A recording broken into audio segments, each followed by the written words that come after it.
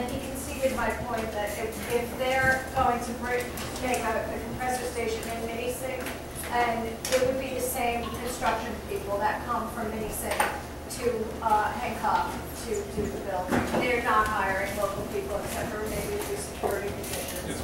And they actually conceded that point to me. Yeah. So the local people won't gain anything. Exactly. It's just. Okay, so like I said before, it's considered a minor source of air pollution. So just a really, really quick lesson on the law of how this stuff happens. There's federally established thresholds for how much pollution can be emitted to the air, essentially. EPA, Environmental Protection Agency, sets those. Now, the states are responsible for implementing those standards through the permitting process. So, this station will actually have two processes: one that's going through FERC, one that's going through the DEC. And right now, it's in the pre-filing process with FERC. So the emissions are usually, we don't have access to what the emissions are yet because they have not applied for their air quality permit, so we can't have that. But when they do apply, at the Clean Air Council, we'll be looking every week. You have like a New York bulletin that comes out that says this is what's been applied for this week. We'll alert Maya, and you can help alert everyone as to when that actually opens up for public review. We can get in there, see what the emissions are. But right now, those are going to be under, and I'm guessing, this is just speculation, but typically, if they're a minor source with a huge engine like this, it's just under those federal levels. So you'll see something like for VOCs. I just had, I did a workshop 2 days ago, and we had one that VOCs, the federal limits are 50 tons per year. The station's going to emit, not this one, but the other one in Pennsylvania, it's going to emit 49.5 tons per year. So, and that's, it's been that way across the board. It's not just one time. That's typically how it is. And if they, there's two things to say about that. That number is not exact. It goes both ways.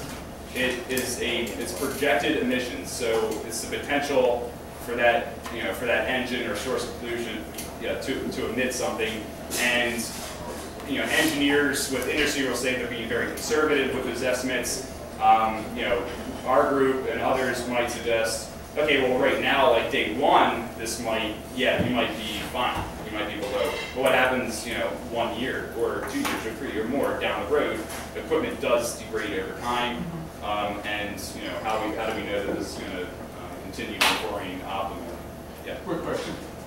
If they build a 15,000 horsepower compressor station now, and it's a minor source of pollution, 49 tons, let's say, and in a year's time they come back and they will not commit to only building 15,000, and they apply for another 15,000 horsepower station, do they now have two minor sources of pollution? No. In this case, that they would have to get a major source. Title V is the federal permit they would need to get if they trip that limit. And that, it would be good if they tripped it because they'd be required to meet much more stringent technology standards and much more stringent monitoring, record keeping. They'd have to have 24-hour monitoring on the station, all this stuff. One issue we look at though at the council is what if there's like a compressor station here and another one here? It's not the same one. What if they both together trip those limits? That's a whole separate issue, which we're litigation right now. Well, it's a good question. In Pennsylvania, our Department of Environmental Protection says if it's over about 2 miles, then it should be considered a completely different plant altogether. EPA suggests, and the Clean Air Council believe that if the compressor stations are interdependent upon each other, and are all connected to the same end result, basically, and they're all owned by the same company, then they should be what's called aggregated. Putting the pieces together and calling it all one power plant, essentially, which would get a more stringent permit. We're in litigation out in Western PA in a process. DEP said, there's 10 compressor stations, there's a processing plant. We'll give those all little tiny minor permits. They're all, producing 99 tons per year of NOx. The limit. Guess what the limit is? Hey, I do know that. You guys are good. So 10 stations emitting 99 tons per year, that's going to add up quite a bit. So we're suing DEP, we said, no, you have to issue a Title V federal permit for that, and that's a long process. But anyway, that's a different story, but again, a good example of why we need to be looking at cumulative air quality effects. But Yeah, so they did want to put another engine on there in the future, and there are pretty significant what's called drop-off rates with the pressure of natural gas. You know, after a year's time, it's been shown that the pressure drops quite a bit, and that's part of the reason why compressor stations do need to add engines on, because they need to keep the same kind of pressure getting out to market. So it's not unreasonable. It's not inconceivable to think that they would need more than this engine in the future. Okay, how are we doing? Yes. Good. Okay. So some potential issues, and now I want to move us towards the idea of commenting right now on this compressor station, both with the FERC, what's called the pre-filing process, which we're in right now. The application, it's a really confusing, but anyway, it's pre-filing now, and they'll officially apply at some point in the near future. But we do have the opportunity to comment, and they prefer it to be done online. I actually saw maybe some of you wrote handwritten comments at some kind of meeting that happened maybe a month ago or so, and those are available online. I was able to look through them last night. So anyway, these are just a few issues. We talked about the aggregation. That would be more at the state level when the DEC would approve the air permit. When that permit comes out, you need to make sure they're looking at any other pieces of equipment that are in the area that might be associated. They're also required to do a pretty detailed greenhouse gas analysis, which there are limits set at the federal level now. They have to tally everything up. I said methane's 21 times more potent. They have to multiply the methane leakages by 21. So it's a pretty time-consuming process. But we found so many cases where our state was not looking at the math. It was not making sure the calculations were right. So we're pushing them to do that, and you guys should too. We can ask FERC to do what's called a dispersion model to show what the health impacts would be from this station, and that's a pretty important one to ask for, I believe. And I can get people more information on that if you're interested, but I won't go into detail right now. And we need to talk about impacts on regional air quality. This is not going to be self-contained to just the areas surrounding the stations. Here are I like to show this slide because I don't know what your views are on we want it there, we don't want it there, but I don't want to even get into that discussion right now because say this does go forward, we need to know what are the technologies that should be used if it does go forward, because we don't want it, if it does get approved, we don't want it emitting a bunch of pollution into the air. We want to keep it as minimal as possible. There is a program EPA has, it's called the Natural Gas Star Program, and it is a voluntary program, but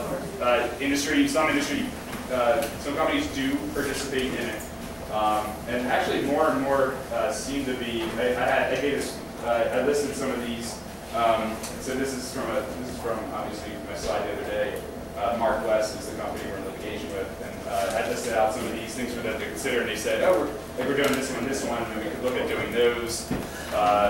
So these are, EPA has looked and done cost-benefit analysis and figured out the return on investment for companies, and they get the media attention, like, oh, you're great neighbors, and that kind of thing, if they participate. So there's a little bit of incentive for them, but they have to be able to put up their money up front to buy the equipment, which would save them money over time.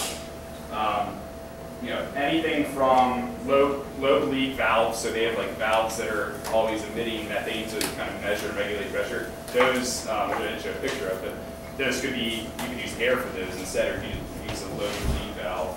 You could use electric compressor engines if you have the capability to do that, which would emit a ton less pollution, locally, would produce more pollution somewhere else, perhaps, depending on what the mix of energy is that goes into producing electricity. There's a bunch of kind of technical things. I won't really go into detail on it. If you're interested in this kind of stuff, you can check it out on our website or contact us for more information. So moving into, again, public participation, you can comment on the equipment. You can win public hearings from the state, from FERC. You can observe. This is not, I guess, not as much in this area, but to observe air pollution that's occurring from equipment that's already out there. But it's a kind of program we have for people in Pennsylvania.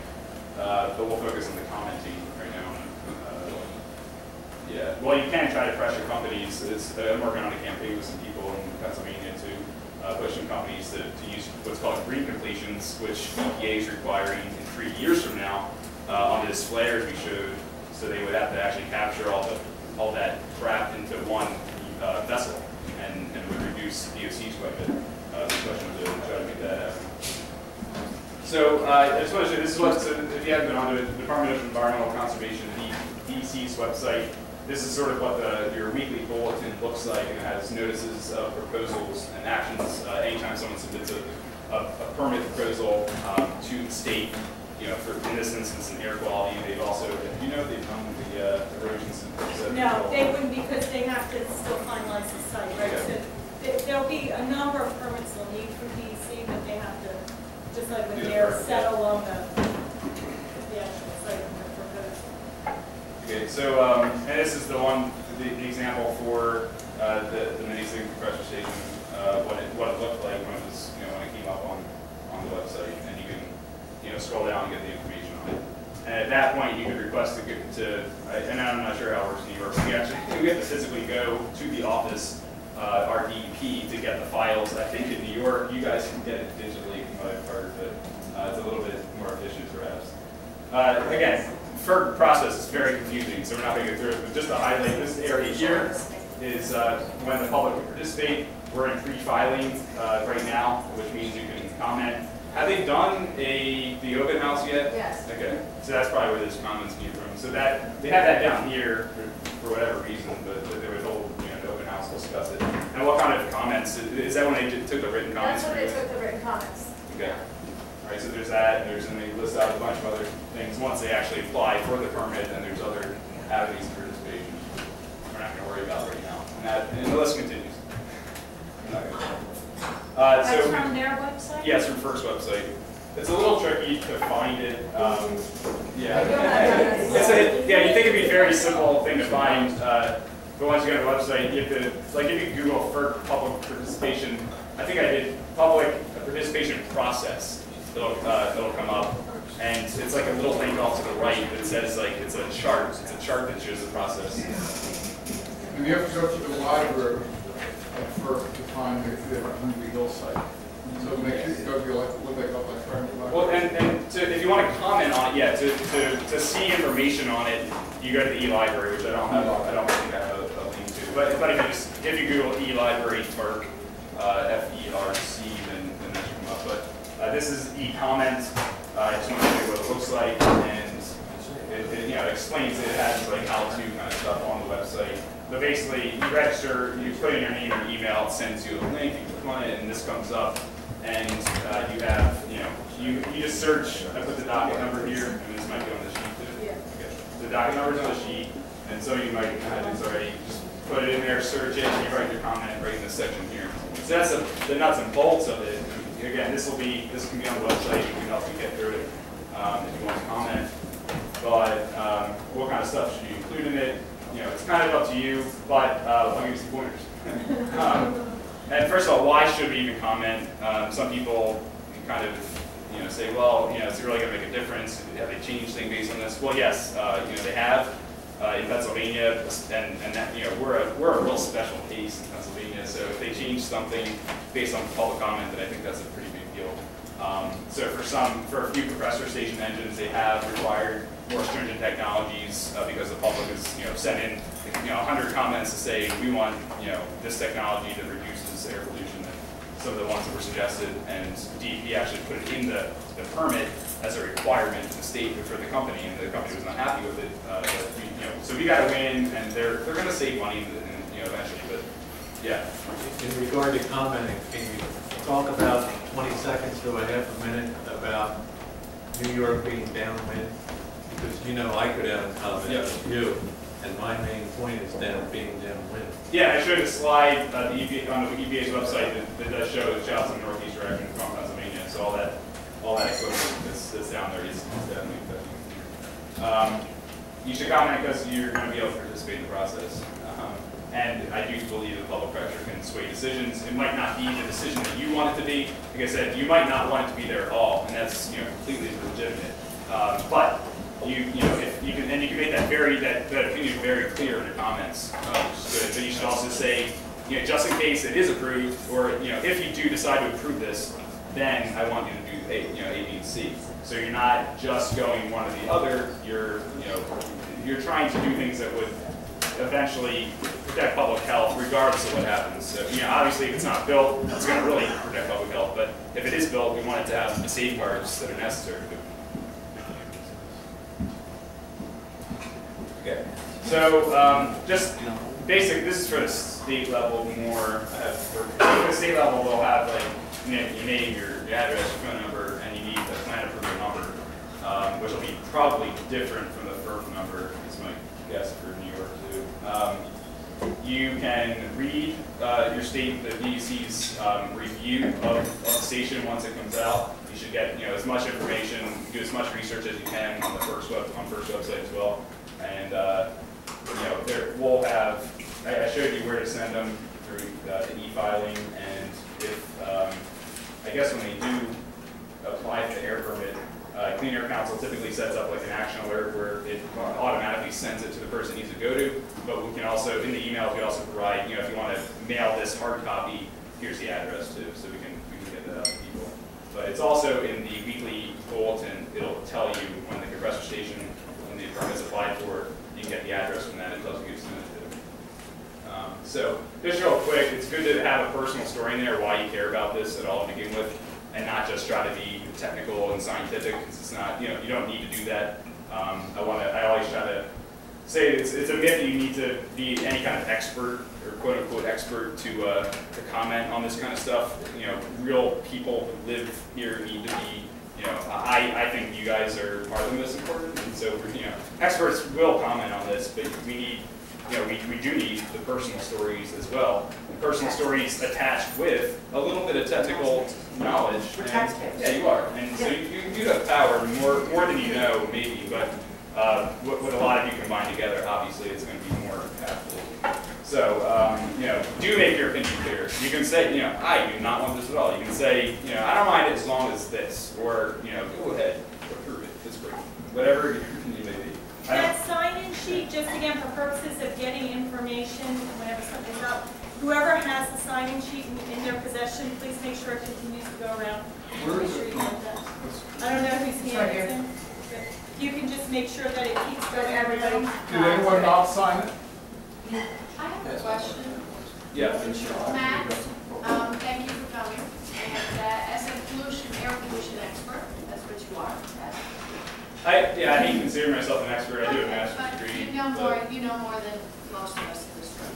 So when I asked the gentleman from Millennium about the pollution that would be a result of this specific compression, compressor, he said that it would be like your neighbor mowing his lawn all day.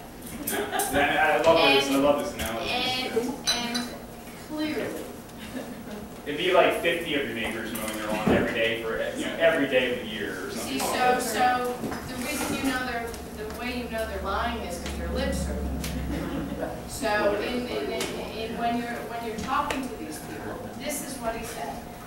It's the same as someone mowing their lawn, and that's ridiculous. Like, he thinks that we are just stupid and that we're going to believe that. I mean, obviously, like I said, there's studies that have been done that show, like, look at the automobile traffic in urban areas and stuff like that, and the industry would actually have more air pollution than even just that. So one compressor, how many? You're saying, I'd like to know the specifics. how many lawnmowers? Yeah, so I could say, Yeah. this Get is your what I lawnmower was model, told yeah. by a Millennium official. Yeah, get your lawnmower model. And this is the truth.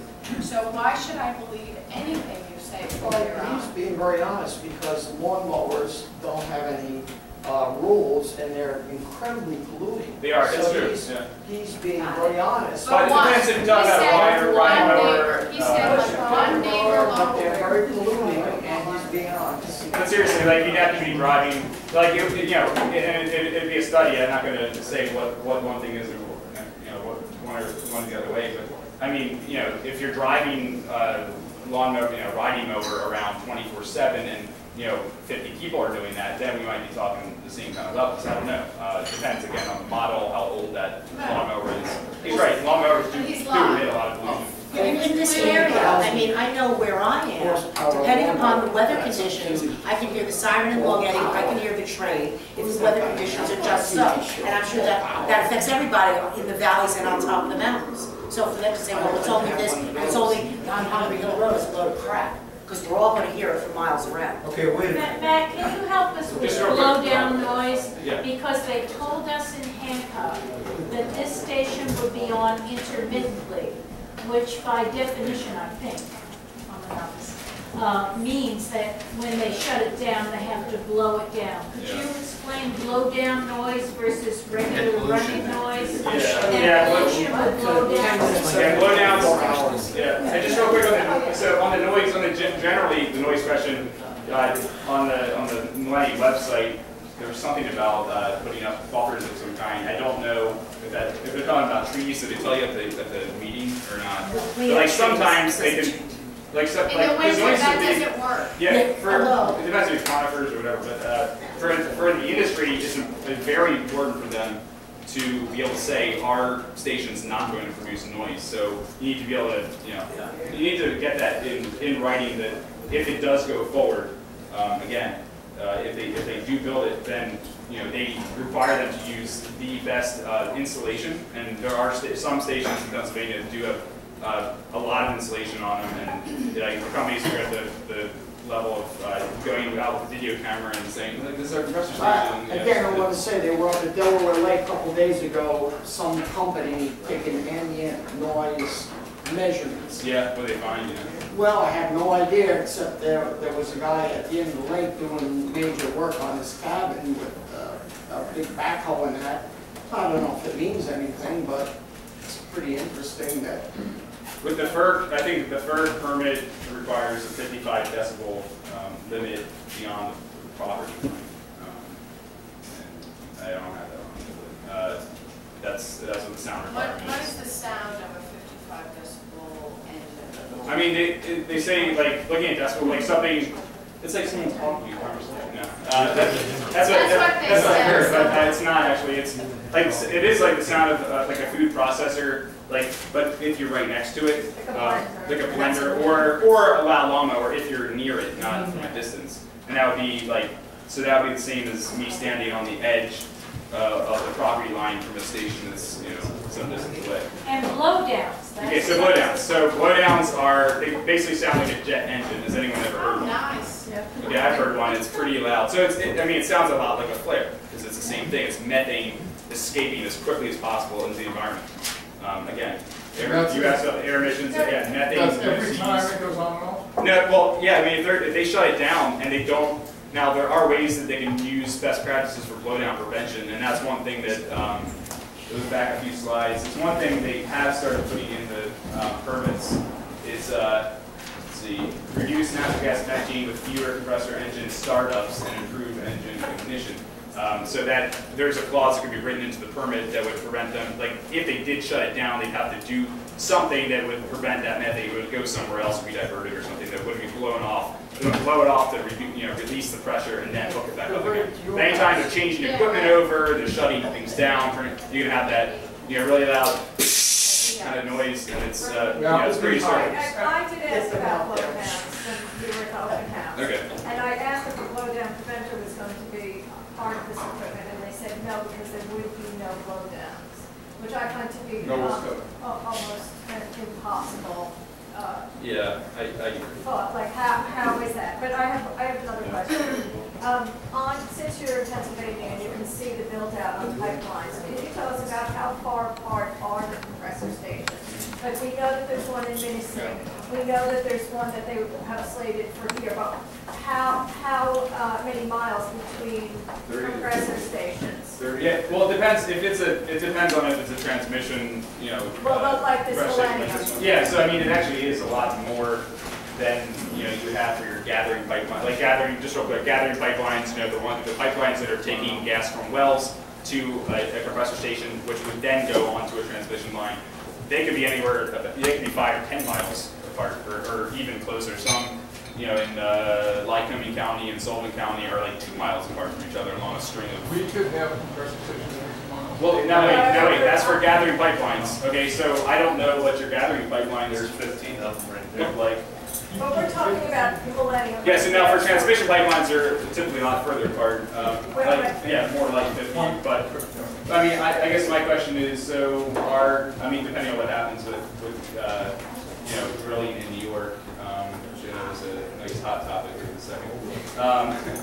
You could have a lot more, I'm saying, you know, yes, every 50 miles for the transmission line, depending on what happens in your future for drilling, you could have a lot more of those, you know, feeder compressor station gathering lines.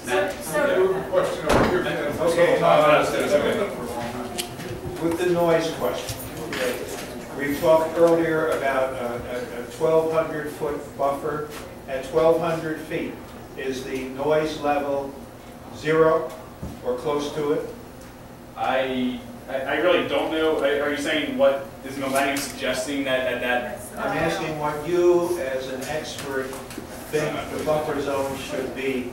The buffer zone. How far? I think they would be putting the buffer zone in there to get it to be, you know, could be 50. Yeah, I don't know what it would be on the other end of those trees, but it wouldn't be 0. I don't think it would be Close to 0?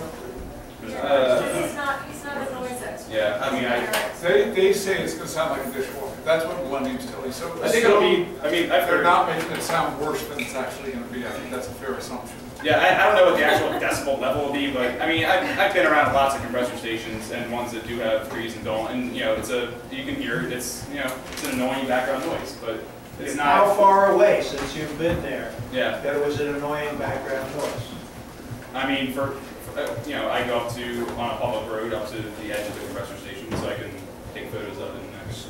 So you're 50 or 100 feet? Yeah. Okay.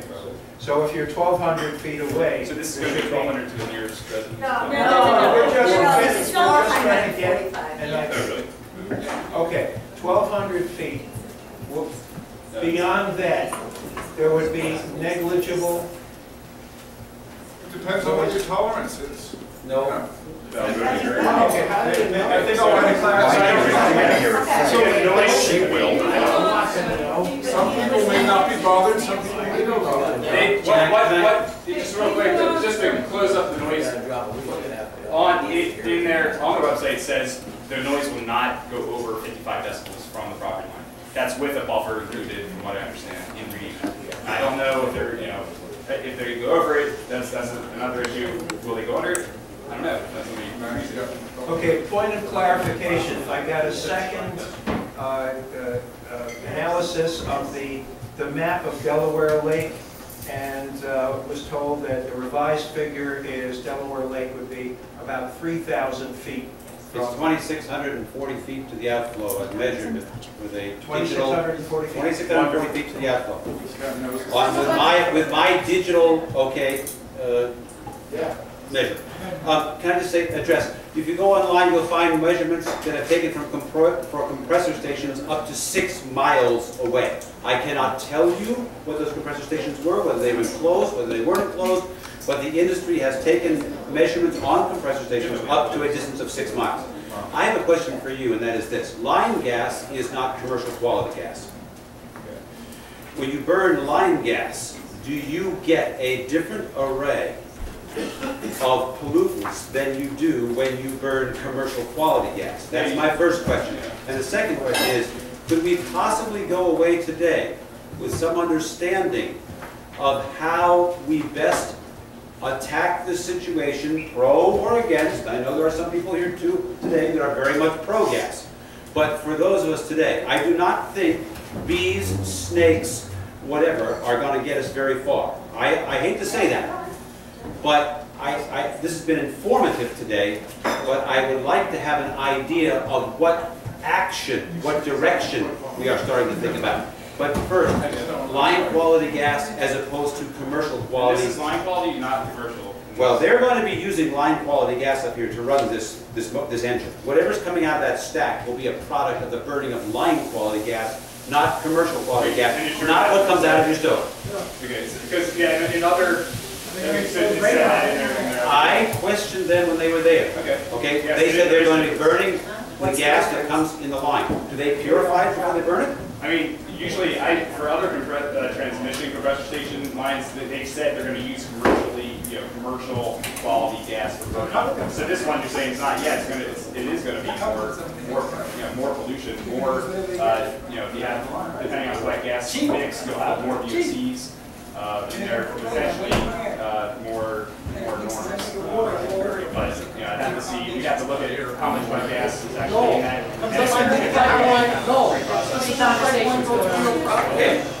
Once you volunteer to have. Also, I want to say one more thing. I want to say one more thing before we go anywhere. I would love to. Why won't they do it? Let's just wrap up first. Yeah, why don't we have side conversations in a few minutes? We're almost over. Let's have one conversation now. I talked with Cornell University. Prevailing wind in this area is north-northwest. Over the largest portion of the year, we're talking the majority of the year. North-northwest is directly over the lake. It's going to go over the lake and these properties to the northwest, slightly west of east, whatever, from this facility. Okay? That means sound also travels also more easily in that direction. Okay. Let me just say this. I know, I gotta say this. I know that Noel has a pipeline going through his property, and there's no people close to it. He's all for it. Yeah. And there aren't people close to it, and he's the landowner, and he's for it. I just don't understand why we can't, if the landowner is for it, and we're against where it's going to be, why don't we get together and say, look, he's, no, but he's for it. He wants it. And there are no landowners who nobody next to it. Because there's tremendous pushback in Sullivan County. Well, but if he's for I've dealt it. with them before, I've beaten them twice in court on other issues. Millennium does have some respect for me. With everything, you gotta be the right price. Now, Mr. Grady sitting here is a man who owns a farm on the border of the town of Fremont, town of Delaware, who was one of the top contenders as far as another site is concerned. Both the town of Hancock, the town of Fremont, and the town of Delaware all want this site. If Hancock does not want this site, the rest of us will be happy to take it. Are you okay to go? We got a guy who wants This gentleman's been here all day, hasn't got to say a word. Let him back, can you feel this guy's right? Right in the beginning of this meeting, the first thing was brought up was Bill and Roseanne South.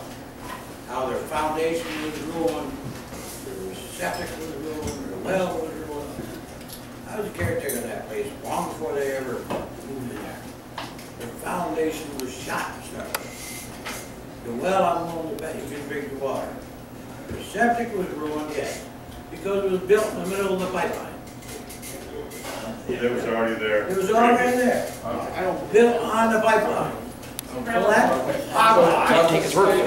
Zach has not finished his presentation. It's 10 o'clock.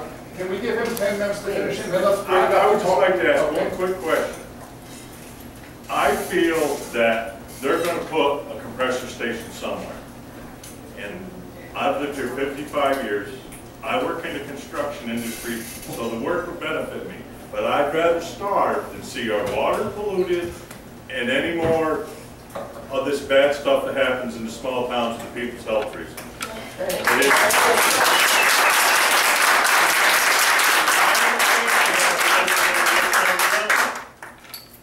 That maybe one of the things that we should do is push for Title V on every damn compressor station, no matter what its readings are, to prevent bad things from happening around us.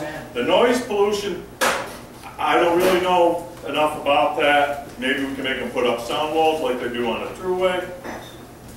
But we cannot let the pollution hurt any more of these kids, people, us older parts, it don't matter. We're going to go anyway. But that is my opinion from listening to all this, that the smartest thing that we could do is irritate our lawmakers to draw up laws that no matter what, do not let, all this modern technology, there should be no pollution getting out at all. There you go. That is something we can all agree to. Smart talk right there. Let's give the last 9 minutes. I want to take that long.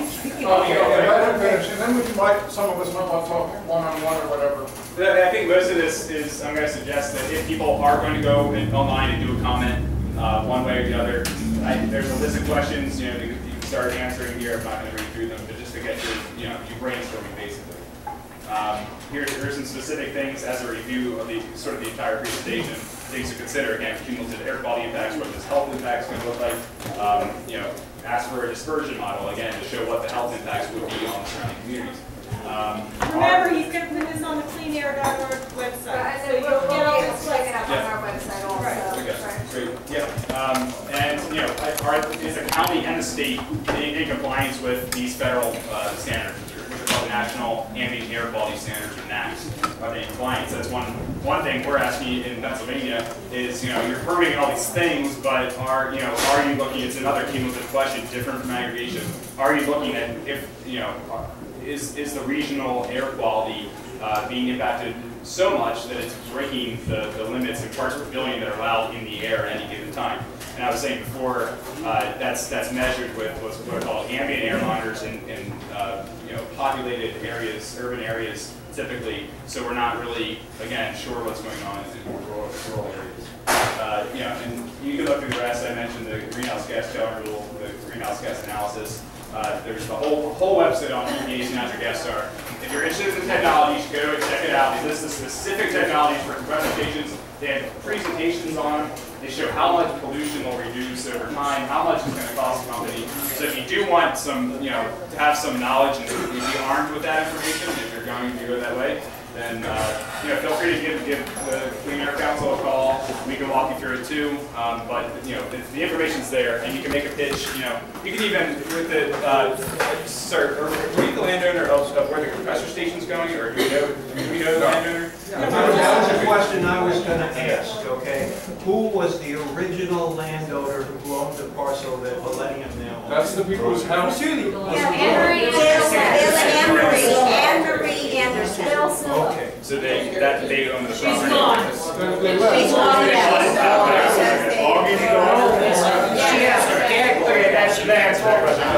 Sometimes there can be some negotiation that goes on between the landowner and the community, and you can get those technologies put into a contract before it's leased and what have you. It sounds like it's too late right now for that to happen.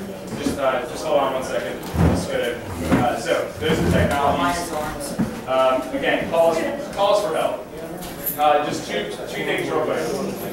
In comments, focus on what your strengths are. Whatever you do for a living, maybe, or whatever kind of hobbies you have. Something you know about. Do you know the land? Do you fish? Whatever your connection to this area. Do you travel here? Do you live here? Whatever.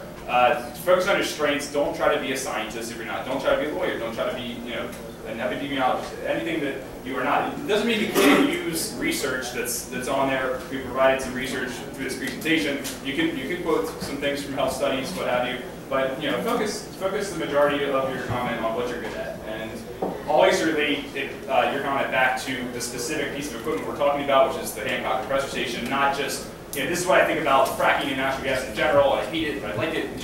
Just focus your attention on this station, or your comments will actually be ignored.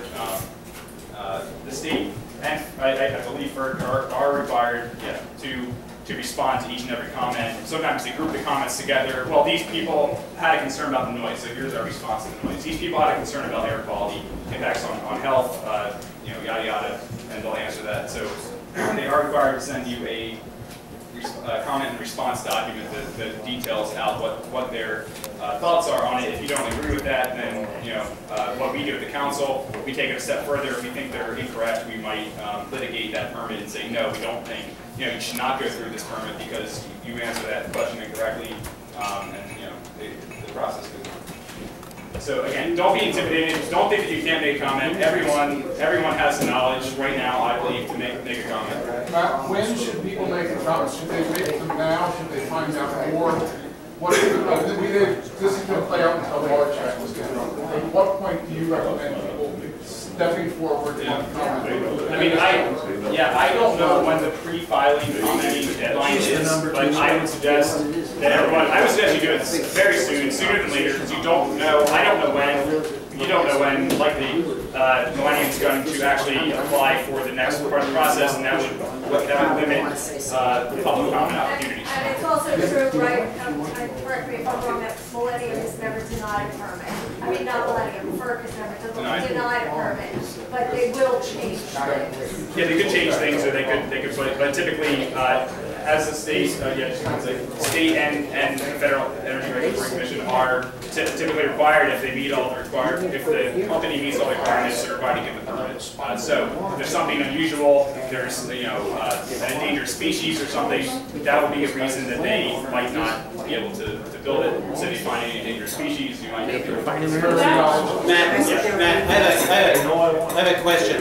You showed us a map. You showed us a map indicating.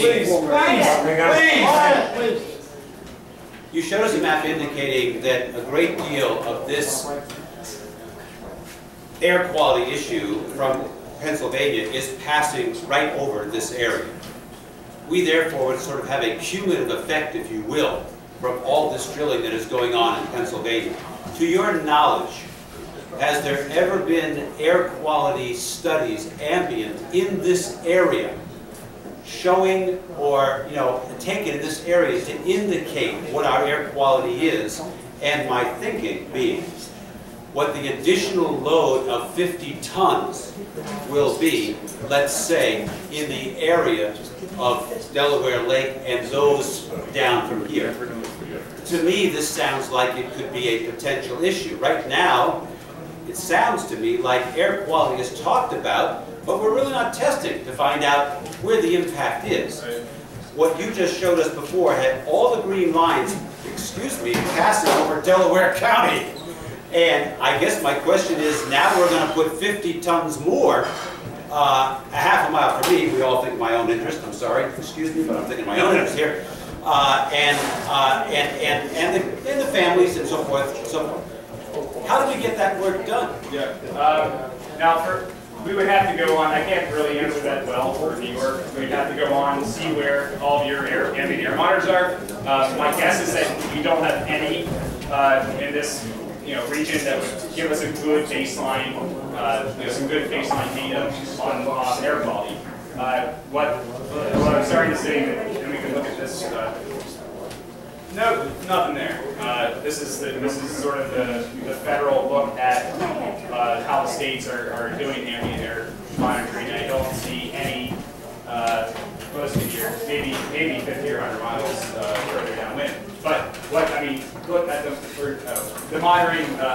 So to answer this man's question, the monitoring could be done. We could force DEC put pressure on them to get the monitors out in areas like this. That might be seeing quite a bit more development than we're used to. One more question from Carolyn. The air quality monitors in Pennsylvania, there are 4 of them by the compressor stations, and they apparently are not picking up the correctness in the wrong place. So who's got the expertise to cycle them? Well, we believe, the air monitors are so expensive and take a lot of know-how to run. I do believe that DP's, the actual equipment is good, and where it's used is finding what we need to be looking for.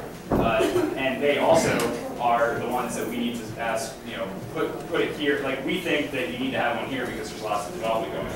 And that's what the people in Bradford County, Pennsylvania, work with them and say, look, there's people in Bradford County, there's 50 compressor stations in this area, lots of drilling. We need to have a monitor there. So, they said, all right, we'll look for a landowner. We'll see if we can lease a property, and they found one, and they did it.